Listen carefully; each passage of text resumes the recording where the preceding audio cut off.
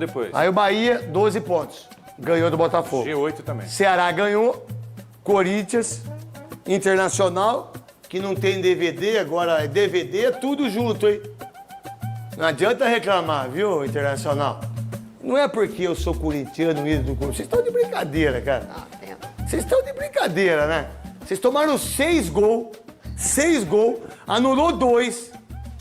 Aí, vocês estão brincando. Aí vocês querem... O que vocês... Chute no peito. Chute no peito. Vocês estão achando... Olha, que porcaria que eu... Você tá de brincadeira aí, você, menino? Você tá brincando de falar isso? E é sempre eles, né? Como eles se sentem tão inferiores. Como vocês se sentem pequenos. Pô, devia ser grande, que vocês ganharam todos os títulos. Mundial, Libertadores, pô, Brasileiro 3. Pô, vocês se tornam tão pequenos de uma reclamação tão idiota como essa. Olha, vocês não marcaram o pênalti em cima do Wesley. Você tá de brincadeira? Vocês tomaram 6 gols. Estão de sacanagem. Tem a matéria do Decilo aí? Então bota a matéria do Decilo aí, vocês aí. O VAR é uma muleta, né? Para que as decisões sejam postergadas e eles possam analisar com mais calma, né? Como se fosse o replay disponível para eles a todo momento. Né? O 4-2 é consequência. Simplesmente se criou um ambiente de favorecimento ao Internacional o tempo inteiro, porque a anulação de 2 gols com faltas claríssimas em que a autonomia era do árbitro de campo fez com que se criasse um ambiente de completa instabilidade no jogo, fazendo com que aqui para nós até uma certa compensação de alguns lances para poder justificar erros que aconteceram na arbitragem. Nunca que isso aqui que o Bruno Henrique fez foi falta para segundo amarelo. No gol anulado, o Yuri Alberto já tinha tomado o cartão, tinha que ter tomado o outro, tinha que ter sido expulso também. Teve o lance do pênalti do Wesley, que o VAR nem chamou para olhar. Bota esse árbitro para vir apitar jogo aqui, sempre vai ser assim mesmo, sempre assim. É 11 contra 12 nessa porcaria aqui. É uma declaração totalmente feliz, totalmente de cabeça quente, porque eu tô acabando de falar aqui agora que a gente, mesmo ganhando o jogo, a partida, nós não ficamos satisfeitos com a arbitragem. As decisões muito inseguras, dois lances do Corinthians que poderiam ser resolvidos dentro do campo. É isso. Depois das reclamações todas, o que vale é o resultado final. Corinthians 4-2. Agora o Alvinegro, que está 100% com Dorival Júnior, que estreou jogando em casa, vai jogar mais uma vez na Arena Corinthians na próxima terça-feira contra o América de Cali, pela Copa Sul-Americana. Vamos lá, por que os dirigentes do Internacional não foram dar entrevista do pênalti do Grenal? Não quer um futebol melhor? Por que o Corinthians não vai dar entrevista e reclamar de arbitragem depois da expulsão? Porque a única coisa no jogo, para mim, como comentarista, apresentador, estava fazendo um jogo da minha rádio Craque Neto lá em Guararema. Um beijo para todo mundo do CT Dardanhan. Né? Muito obrigado a vocês todos. Né? Muito obrigado ao Renato, que fez a Lendas Cup. Tava lá todo mundo com as crianças, todo mundo. A única coisa que o Internacional tem o direito de reclamar, eu acho que é aí que o Internacional deveria reclamar, é que não deveria ter sido expulso e nem falta foi. O Bruno Henrique. Eu vou colocar pro Godoy, o Godoy vai analisar. Tô falando eu como comentarista e que disse na Rádio Craque Neto. Não, segura. Não foi falta e não era para expulsar. Aí o Internacional poderia, de uma maneira de lisura, de inteligência e de não achar que tudo é contra o Internacional. Por que vocês não reclamaram do Grenal? Por que o Corinthians não reclama dos jogos, dos pênaltis que tem? Por que o Palmeiras, quando perde assim, o Abel vai mansinho na coletiva? Nossa, parece que é o Dalai Lama. Por que o Fluminense, quando perde, o Renato Gaúcho reclama de tudo? Por que o Mano, quando perde, reclama de tudo? E que a arbitragem é um lixo, o VAR é um lixo. É sempre para vocês. Vocês não pensam no esporte, vocês não pensam no futebol. Vocês pensam exclusivamente naquilo que vocês querem falar na hora de querer falar do seu time. Do seu time. Não é verdade? Então, meu irmão, é o seguinte. Em relação à expulsão, eu quero botar... Dá para colocar a expulsão para mim aí? Eu quero botar a expulsão e o Godoy... Vem aqui, Godoy, fazendo um favor. Pode vir aqui. Vem cá. O Godoy vai analisar aqui a única coisa que vocês, torcedores do Internacional, o raio que o parta, para mim, a única coisa que vocês têm o direito de reclamar é isso. Em relação aos lances polêmicos contra o Corinthians, o Godoy também vai explicar. Porque a gente tem que fazer futebol e quem tem que comenta jogo, eu sou corintiano, eu sofro. Mas eu não posso deixar de falar que é um absurdo expulsar o Bruno Henrique num lance que nem falta foi. E que eu vi isso. Aí eu quero perguntar pro Godoy. Solta o lance, devagar, slow motion, pro Godoy analisar. Aí, ó. Não é esse.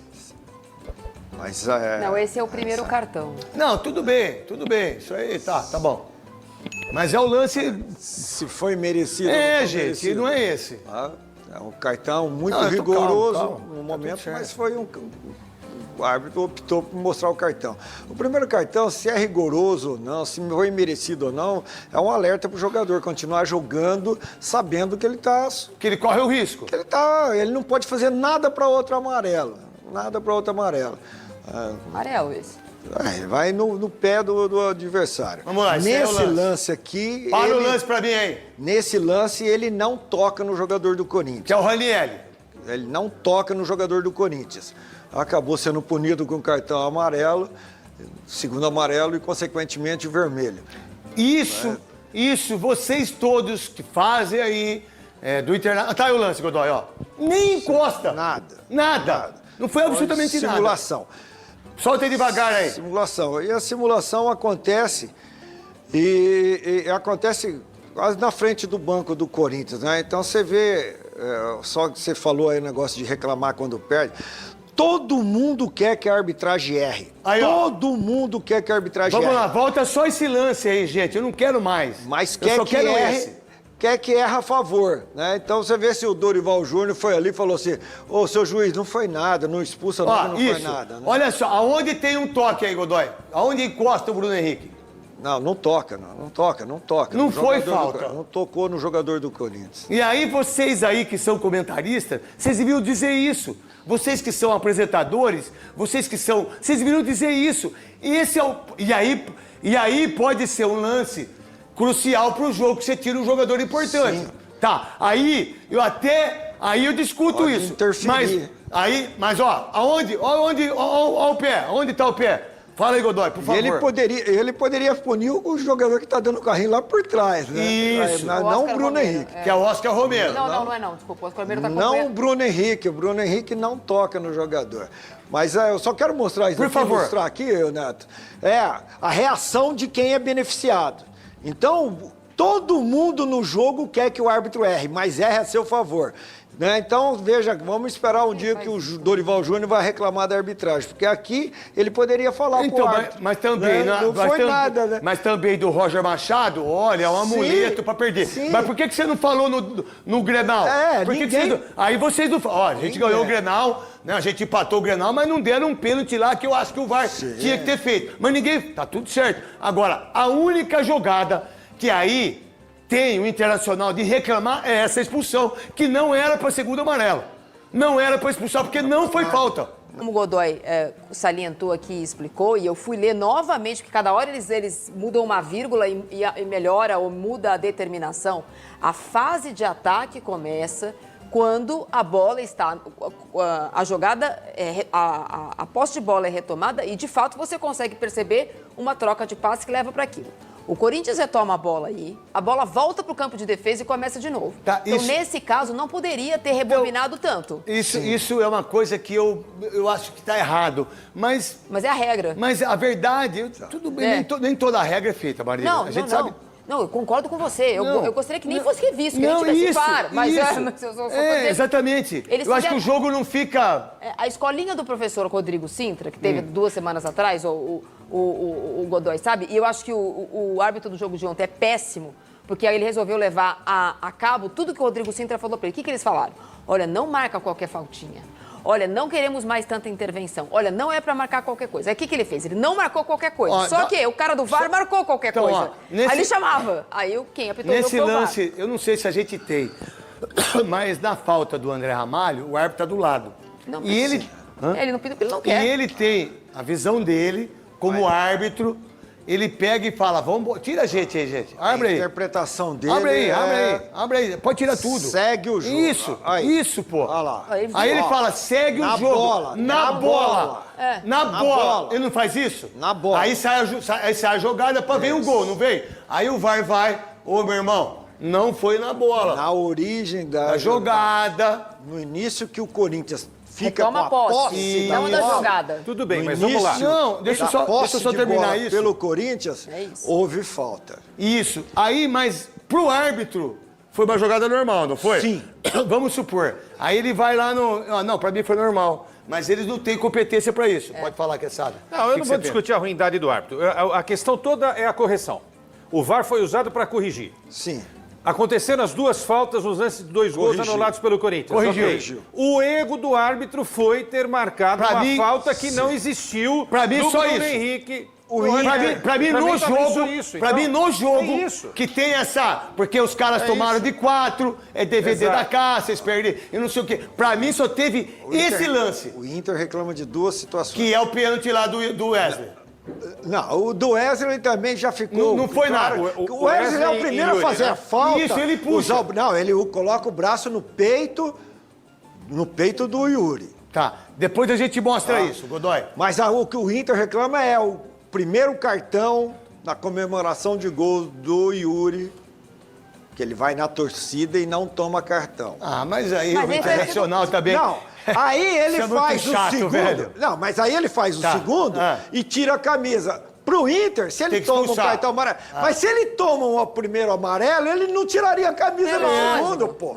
Então é uma reclamação... É uma muleta, né? É uma reclamação que não tem muita sustentação, porque mas se ele toma o primeiro, ele não faria o segundo. Ou seria burro de fazer o segundo. É fato. Né? Só o erro do Bruno Pra Henrique. mim, só tem o erro pro Internacional, e que é muito prejudicial ao Internacional, que estava jogando bem. Quando você expulsa o Bruno Henrique, você perde o jogador. Aí, meu irmão, vocês têm o direito de reclamar até o final da vida, como no DVD. Agora é o seguinte, tem um lance que eles botaram no X, botaram no Instagram, em relação ao pênalti que eles estão falando que teve em relação do Yuri Alberto em cima do Wesley. A gente tem aí esse... Dá pra rodar?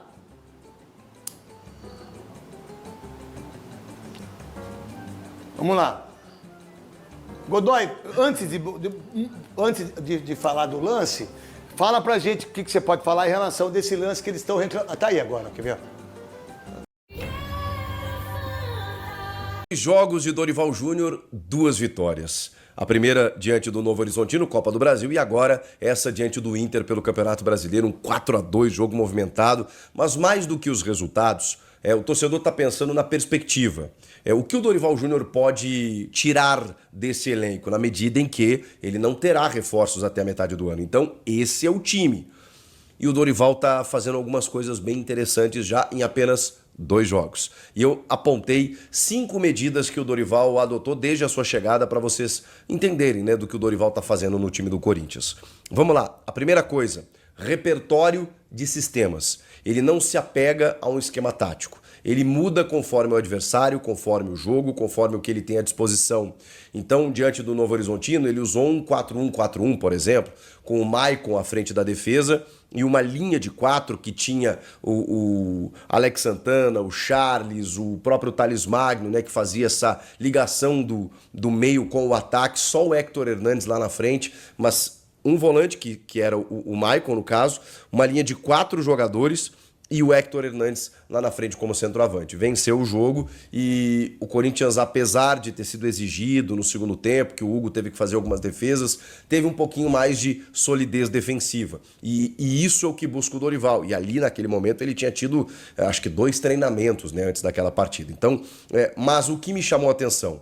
Ele chega, e normalmente o técnico chega, e ele conversa com o auxiliar da comissão permanente, ele pensa o seguinte, bom, o que estava sendo feito aqui? Eu vou demorar um pouquinho para implementar as minhas ideias, deixa eu manter como é que o barco estava rolando. Não foi o que o Dorival fez, até porque não existia esse profissional. Não tinha claro que ele trocou figurinhas com o Orlando Ribeiro e tal, mas o Orlando Ribeiro é um técnico do Sub-20. Ele não é um auxiliar técnico do profissional. Então, ele trocou figurinhas até em termos de elenco, em termos do dia a dia, aquela coisa toda. Agora, a implementação tática no time, o Dorival matou no peito e disse, não, peraí, contra o Novo Horizontino, os caras estão cansados, ele viu o jogo contra o Flamengo, pensou assim, bom, eu vou ter que mexer no time aqui, e mexendo no time eu vou ter que armar um jeito aqui, jogo de ida, Copa do Brasil, voltar vivo para decidir em casa, vou montar um sistema aqui para resolver esse jogo. Vem o segundo jogo contra o Inter, o que ele faz? Ele tem mais titulares, potenciais titulares à disposição, e ele muda de novo o time. E aí ele adota um 4-4-2, por quê? Porque ele enfrentaria uma equipe que também gosta da bola, assim como o Flamengo, né? Que no caso é o Inter, mesmo jogando em casa, é um time que se soltaria na Neoquímica Arena, como aconteceu, né? O Inter chegou a virar o jogo em determinado momento. Então o Corinthians ali precisava de uma solidez, de uma estrutura, e com esses jogadores mais titulares ele faz 2 linhas de 4, num 4-4-2. Aí o Ranieri à frente da defesa, Carrilho pela direita, Romero pela esquerda e o Martínez por dentro, fazendo nessa essa linha de quatro defensores com o Memphis e o Yuri lá na frente. Esse foi o sistema que ele utilizou no jogo contra o Inter. Variação. Agora eu tô curioso pelo terceiro jogo, para saber se ele vai voltar ao modelo mais antigo, do tipo, né, do 4-1-4-1, vai manter o 4-4-2, vai adotar um novo sistema, mas já dá para entender que o Dorival é totalmente adaptável. E isso, na minha opinião, é salutar para o time. Vamos para a segunda medida.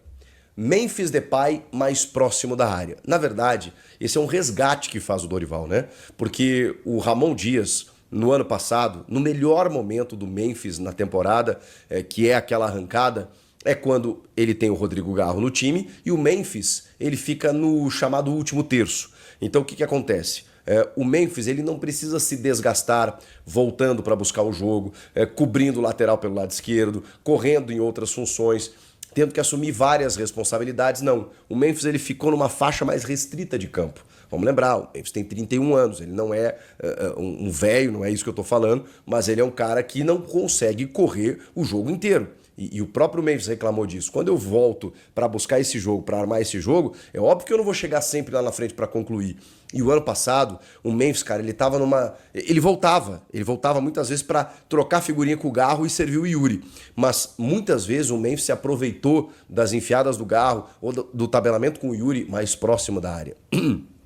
Nesse 4-3-3 do Ramon, mais recente, do Orlando Ribeiro também, sem a figura do Garro e do Coronado, o Memphis era o cara que tinha que construir também. E ele ficava muito distante da área. E estava sendo muito cobrado por isso. O Dorival chega e diz assim, não, peraí, eu preciso de você aqui, nessa faixa de campo. Porque aqui é onde você vai me render melhor. Isso só foi um jogo do Memphis, né? Que foi esse contra o Inter, muito difícil, e para mim ele foi um dos destaques do time. A gente teve o Carrilho, a gente teve o Yuri fazendo 3 gols, a gente teve o Bidu entrando bem no segundo tempo, mas o Memphis foi um dos destaques, sim, jogando nessa faixa de campo. Vamos para a terceira medida do Dorival. Uma chance para abrir o elenco e gerir fisicamente esses jogadores. Tem a ver com o repertório de sistemas. Está muito claro que o Dorival ele entendeu que esses jogadores mais descansados eles poderão render mais. E de que maneira ele faz isso? Dando uma rodada. Mas como é que ele vai fazer isso se o elenco do Corinthians ele não é tão alvissareiro como muitos pregam? Bom, ele vai ter que descobrir novas facetas desse elenco testando. E o que isso significa? Muitas vezes um jogador está lá, não é utilizado pela comissão técnica anterior, chega um novo comandante, utiliza o cara numa função e descobre aquele cara. O Dorival foi o cara que inventou Alisson de volante no São Paulo. E ele se reinventou na carreira, inclusive. Isso é o que o Dorival faz. Então, o Alex Santana, que foi um cara super importante na chegada, depois teve uma lesão. O próprio Charles, que oscilou bons e maus momentos, mais maus do que bons, inclusive. Daqui a pouco pode ser um cara útil. Ele até falou no Hugo, né, que é o lateral que a gente falou, calma também, né, Dorival. Mas ele entende que o Hugo pode ser importante e, cara, ele tá chegando. Então, às vezes, dando moral para um jogador ou outro, ele pode conseguir abrir esse elenco. Porque daqui a pouco, na sequência de jogos, né, com um calendário tão extenso, você vai precisar. Você não pode contar apenas com 12 ou com 11 jogadores, ou, no caso hoje, né, 16. 3, né, que são as 5 trocas dos 11 que ele coloca em campo. Não, ele precisa abrir um pouco mais porque tem suspensão, convocação, lesão, aquela coisa toda. Vamos para a quarta medida, que essa é meio óbvia, né? Linhas compactadas, jogadores mais próximos. Você percebe que há mais conexão entre os setores e uma proximidade maior, que era o grande problema defensivo do Corinthians, no espaçamento, não só no aspecto defensivo, mas também na criação, com um buraco entre o meio e o ataque, no chamado 4-3-3, quando você não tinha ali, muitas vezes, uma aproximação entre os atletas ali naquele sistema, deixando espaços que o adversário acabava aproveitando. Então essa medida foi imediata que o Dorival conseguiu colocar no time e até me espanta, me surpreende que ele tenha conseguido isso de forma tão rápida. E a última, vale a pena sim a gente entender como algo positivo, é o fator Igor Coronado. Porque ele vem sendo pauta, né? Vem sendo debate, o Dorival vem sendo questionado, ele não colocou ele como titular nos 2 jogos, quando todo mundo imaginava, bom, agora vai, ele deixa ele no banco de reservas, não utiliza contra o Novo Horizontino, utiliza contra o Inter, ele entra e faz um golaço. E depois ele é perguntado sobre isso e ele diz, como quem dá um recado, né? O Coronado é muito bom tecnicamente, eu dependo dele, mas eu preciso que ele esteja 100% fisicamente. Então, o Coronado tem esse problema desde que ele chegou, mas está visivelmente aberta a chance para que o Coronado possa se firmar como um substituto do Rodrigo Gal, como um meia de articulação, como um cara que possa daqui a pouco entrar nas partidas. Daqui a pouco ele não vai ser o titular absoluto, mas se ele entrar em todos os jogos, ter a interferência que ele teve, como nesse jogo contra o Inter, cara, eu acho que ele pode ajudar e muito. E a gente já viu bons momentos do Coronado no ano passado, quando ele fisicamente estava bem. Então, se o Dorival conseguir dosar nesse controle de carga que hoje eles chamam, né? Essa questão física do Coronado, para daqui a pouco, não sei se ele vai poder estar pleno todos os jogos, o ideal é que sim, mas se ele conseguir render o perto do prime que é o Coronado, quando em alguns jogos ele for acionado, eu acho que o Corinthians vai se beneficiar muito disso, e essa gestão me parece um dos objetivos da comissão técnica do Dorival. São essas 5 medidas que o Dorival inicialmente, já de cara, conseguiu implementar no time do Corinthians. Salve, torcida corintiana, salve, fiel. Corinthians aí vai ter o retorno do Memphis Depay contra o Internacional. Jogo nesse sabadão, né? Corinthians vai ter um duelo difícil contra o Internacional. E o Dorival Júnior está vendo aí alguns reforços na base, né? O Dorival Júnior é um treinador que gosta de bastante utilizar a base e está selecionando alguns garotos para ganhar algumas oportunidades no time aí profissional, né? O Corinthians vai enfrentar o Internacional na Neoquímica Arena, um jogo complicado. O Internacional, um excelente time, tá vindo muito bem aí nessa temporada com o treinador do Roger Machado, mas o Corinthians é o Corinthians, tá com o treinador novo, o pessoal tá querendo mostrar trabalho e o Corinthians tem tudo para fazer um grande jogo contra o Internacional nesse sabadão. Deixa seu palpite e o placar, tá bom? Deus abençoe cada um de vocês. Tamo junto, forte abraço e vai Corinthians!